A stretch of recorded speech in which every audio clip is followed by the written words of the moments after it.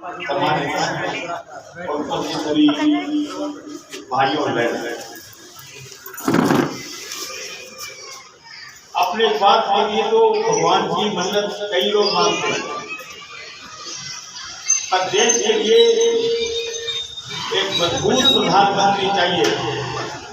हमें मजबूत प्रधानमंत्री नहीं चाहिए। इस संकल्प के साथ इस बार 400 सीटें लोकसभा के अंदर मोदी जी के नेतृत्व में आए।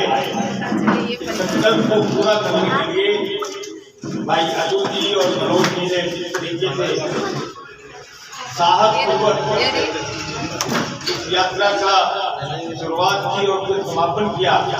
इसके लिए मैं इनको बहुत बहुत बधाई देना चाहता हूँ, बहुत बहुत धन्यवाद देना चाहता हूँ। दोस्तों, ये बात सही है कि हमारे देश में आज जनता मोदी जी के नेतृत्व में अपने आप को सुरक्षित महसूस कर रही है। जहां पहले लोग बाग अपने आप को सुरक्षित महसूस नहीं करते, आए दिन आतंकवादियों के द्वारा कहीं पर बम विस्फोट, कहीं पर गोलीबारी, कहीं पर सामूहिक नरसंहार हम लोग सब देखते थे, अखबारों में पढ़ते थे। हमारे जयपुर शहर में 13 मई को जिस प्रकार का बम कांड हुआ, 70 से ज्यादा लोग उसमें मारे गए। कश्मीर में आतंकवादियों के द्वारा लगभग 44,000 लोग आतंकवादियों की गोलियों की शिकार हुए।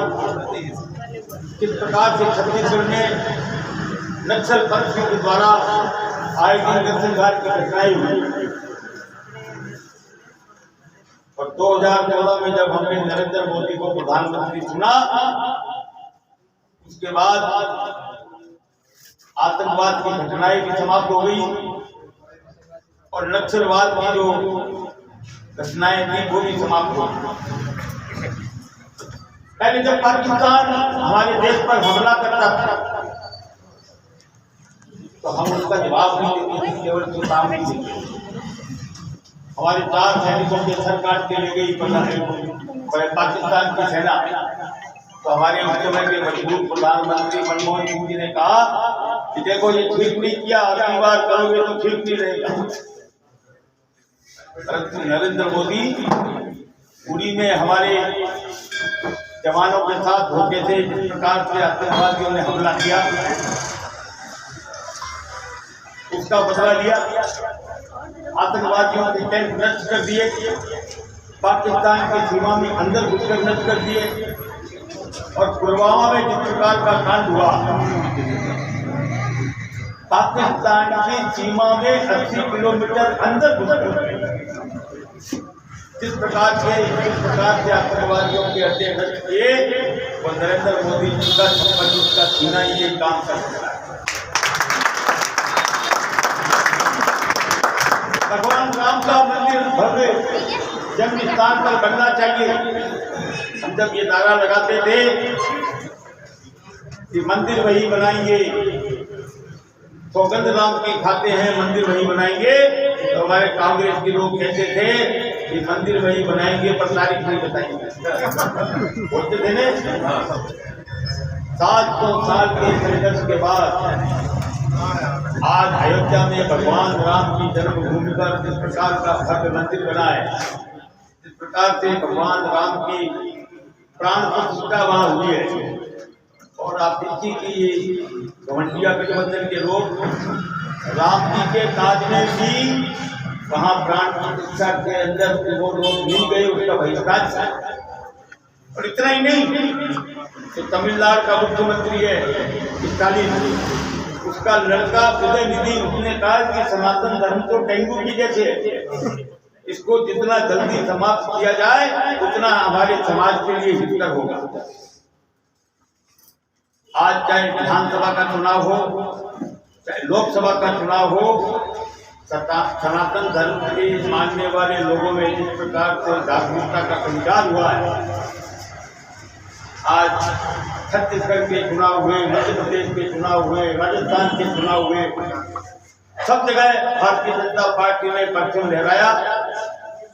उसी प्रकार से जो आपने संकल्प लिया है मनोज जी और अतुल जी, 400 सीट पार करने का जो संकल्प आपने लिया है, मैं निश्चित रूप से कह सकता हूं कि जिस प्रकार आपने 3000 किलोमीटर की यात्रा पूरी की है, 4 जून को हम 400 सीटों का जो संकल्प है उसको भी निश्चित रूप से राहुल गांधी ने भारत जोड़ो यात्रा की थी।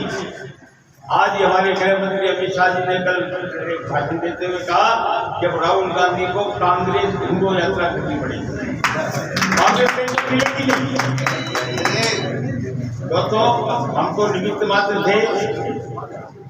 संकल्प के साथ भगवान राम का, जैसे अपने कहते ने कि भगवान से ज्यादा